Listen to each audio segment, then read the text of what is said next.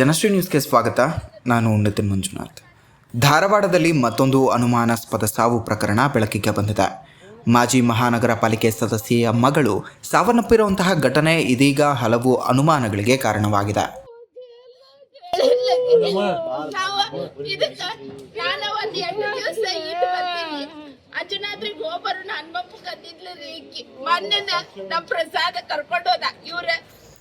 ಧಾರವಾಡದ ಜಯನಗರ ಕಾಲೋನಿಯಲ್ಲಿ ಈ ದುರ್ಘಟನೆ ಸಂಭವಿಸಿದೆ. ಮೃತಳನ್ನು ಸವಿತಾ ಹೊಂಗಲಮಠ ಎಂದು ಗುರುತಿಸಲಾಗಿದ್ದು, ಮನೆಯಲ್ಲೇ ಗೃಹಿಣಿಯಾಗಿದ್ದ ಸವಿತಾ ಅವರು ಅನುಮಾನಾಸ್ಪದವಾಗಿ ಸಾವನ್ನಪ್ಪಿದ್ದಾರೆ.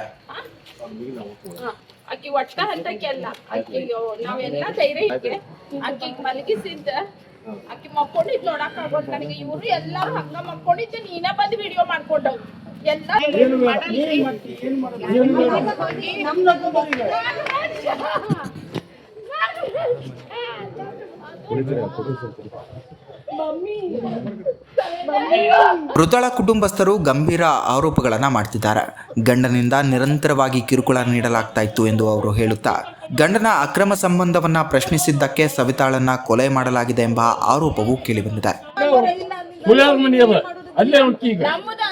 ಬೆಂಕಿ ಹಚ್ಚಾರ ಅಂದ್ರೆ ಅವ್ರ ಮನಿ ಬೆಂಕಿ ಹತ್ತು ಮಟ್ಟ ಅವ್ರ ಮನಿಗೆ ಹೆಜ್ಜೆ ಇಡುದು ಬೇಡ. ಏನ ಅವ್ರ ಮನಿಗೆ ಬೆಂಕಿ ಹತ್ತು ಮಟ್ಟ ಇಡುದು ಬೇಡ. ಮಗಳಿದ್ದು ಬಂದಿ ಈಗೇನೈತೆ ಕುಂದರಮ್ಮ ಬೇಡಮ್ಮ.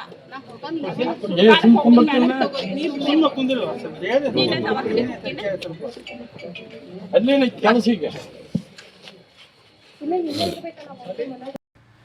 ಇನ್ನೊಂದು ಪ್ರಮುಖ ಸಂಗತಿ ಅಂದರೆ, ಪೊಲೀಸರು ಸ್ಥಳಕ್ಕೆ ಭೇಟಿ ನೀಡುವ ಮುನ್ನವೇ ಮೃತದೇಹವನ್ನು ಕೆಳಗೆ ಇಳಿಸಲಾಗಿದೆ ಎಂದು ತಿಳಿದು ಬಂದಿದ್ದು, ಇದರಿಂದ ಪ್ರಕರಣ ಇನ್ನಷ್ಟು ಅನುಮಾನಾಸ್ಪದವಾಗಿದೆ.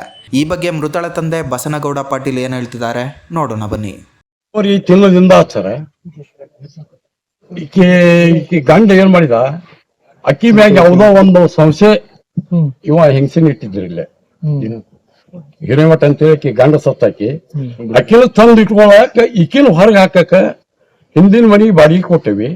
ಅವ್ರ ಬಾಡಿಗೆ ಬಿಡಿಸ್ತೇವಿ. ಬಿಡಿಸಿದ ಬಳಕ ಇಲ್ಲಿ ಕಳ್ಸಿರಂತಂದ್ರು. ಅವಾಗ ನಾವು ಕರ್ಯಾಕ ಬಂದ ಅದ್ರ ಹಿಂದಿನ ದಿವ್ಸ 2 ಕಡೆ ಹೊಡೆದು ಹೊಡೆದಂದ್ರೆ ಅವ್ರ ತಮ್ಮೊಬ್ಬ 8 ಗುಳಿಗೆ ಒಗದಂದ್ರೆ ತಗೊಂಡ ಸಾಯ ಅಂತ. ಅವು ಬಿಲ್ ಅದಾವು ಎಲ್ಲಾ. ಇಲ್ಲೇ ಹಾಸ್ಪಿಟಲ್ ಒಳಗ ಅಡ್ಮಿಟ್ ಮಾಡಿದ್ದ ಎಲ್ಲಾ ರೆಕಾರ್ಡ್ ಐತಿ. ಆನಂತರ ಮುಪ್ಪಿನ ಮಠ ಅಂತೇಳಿ CPI ರಿಟೈರ್ಡ್ ಪೊಲೀಸ್ ಆಫೀಸರ್, ಈಗ ರಿಟೈರ್ಡ್ ಆಗ್ಯಾವ ಬೆಳಗಾವ್ಕದ ಅಂದ್ರೆ, ಇವ್ರು ವಾರಕ್ಕೊಮ್ಮೆ ಉಳಿ ಬಸಪ್ಪನ ಗುಡಿ ಒಳಗೆ ಇಲ್ಲಿ ಮನಿ ಒಳಗೆ ದಾನ್ಲಾಕತಿ, ಇಲ್ಲಿ ಬೇಡ ಉಳಿ ಬಸಪ್ಪನ ಗುಡಿಯಾಗ ಬರ್ರಿ ಅಲ್ಲಿ ಮಾತಾಡೋಣ ಅಂತೇಳಿ ಲಾಸ್ಟ್ ದೊಡ್ಡ ಸಲ 4 ಸಲ ಮೀಟಿಂಗ್ ಕರೆದು ಒಂದೊಂದ್ ಸಲ ಒಬ್ಬೊಬ್ರೆ ಹಿರಿಯರು ಲಾಸ್ಟ್ ಮುಪ್ಪಿನ ಮಠ ರಿಟೈರ್ಡ್ CPI ಅವ್ನು ಕರ್ಕೊಂಡ್ ಬಂದು ಇಲ್ಲಿ ಇಳಿಸಿ ಹೋಗ್ಯಾನ್ರಿ. 4 ದಿವಸ ಆಯ್ತು. 5 ಲಕ್ಷ ರೂಪಾಯಿ ಆಕೆ ಅಕೌಂಟ್ನಾಗ ಕ್ಯಾಶ್ ಇತ್ತು. 5 ಲಕ್ಷ ರೂಪಾಯಿ ಒಲಿ ಬಸಪ್ಪನ ಗುಡಿ ಕಂಪೌಂಡ್ನಾಗ ಚೆಕ್ಕಿ ಸಹಿ ಮಾಡಿಸೋಣ. ಯಾರ ಕಡೆ? ನನ್ನ ಮಗಳ ಕಡೆಗೆ. ಯಾರು ತಗೊಂಡ್ರಿ? ನಿಮ್ಮ ಅದ್ಯಾರೆ ನಿಮ್ಮ ಮಗಳ ಹೆಸರೇನು? ಮೃತಳ ತಾಯಿ ಸರೋಜಾ ಪಾಟೀಲ್ ಕೂಡ ಗಂಭೀರ ಆರೋಪಗಳನ್ನ ಮಾಡಿದ್ದಾರೆ. ನೋಡೋಣ ಬನ್ನಿ. ಏನಿಲ್ರಿ, ಆಕಿ ಯಾರ್ದೋ ಬರ್ತ್ಡೇ ಇತ್ತಂತ್ರಿ. ಒಂದ್ ಮೆಸೇಜ್ ಏನ ಕಳ್ಸಿದ್ಲಪ್ಪ. ಆ ಮೆಸೇಜ್ ಅದ್ ಏನೋ ಇತ್ತಂತ, ನಮಗ ಅದು ಗೊತ್ತಿಲ್ಲ.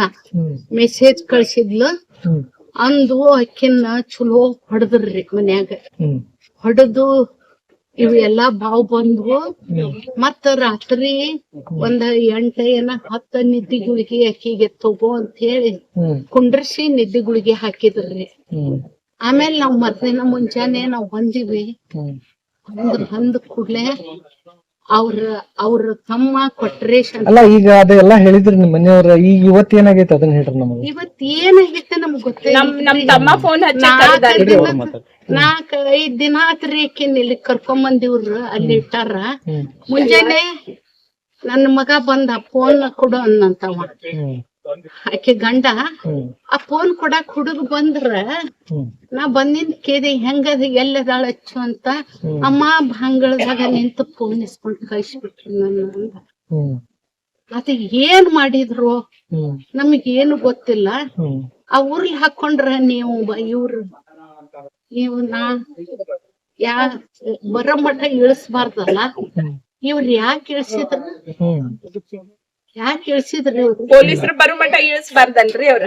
ಆಮೇಲೆ ಊಟ ಹಾಕೊಂಡ್ರ ಹಂಗ್ ಸಾಯುದಿಲ್ಲ ಅಕ್ಕಿ. ಹ್ಮ್ ಅಕ್ಕಿ ಅಕ್ರಾಳಗಳ ಹ್ಮ್. ಅಕ್ಕಿಗೆ ಇವ್ರು ಒಷ್ಟೂರು ಕೂಡಿ ಏನೋ ಮಾಡಿ ಯಾರ್ಯಾರ್ರಿ?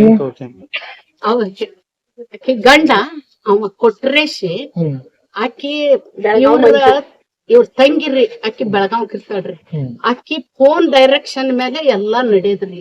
ಹ್ಮ್ ಹ್ಮ್ ಆಕಿ ಇವ್ರ 3 ಮಂದಿ ಅದ್ರೊಳಗ ಹಾಕಿ ಇದು ಮೂರು ಯಾವ್ದ್ರಿ? ಇಲ್ಲೇ ರೀ ನಮ್ದು ದೈವಜ್ಞಾನಾಗ.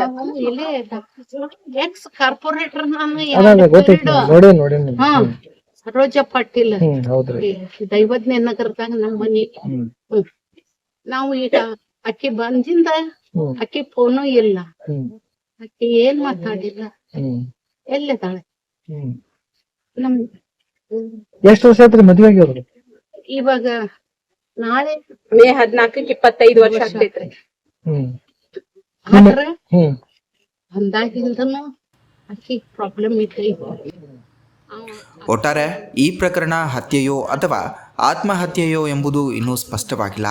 ಪೊಲೀಸರ ತನಿಖೆ ಬಳಿಕವೇ ಸತ್ಯಾಂಶ ಬಹಿರಂಗವಾಗಬೇಕಾಗಿದೆ. ಆಯ್ತು ಸರಿ. ಇದೇ ರೀತಿಯ ನಿರಂತರ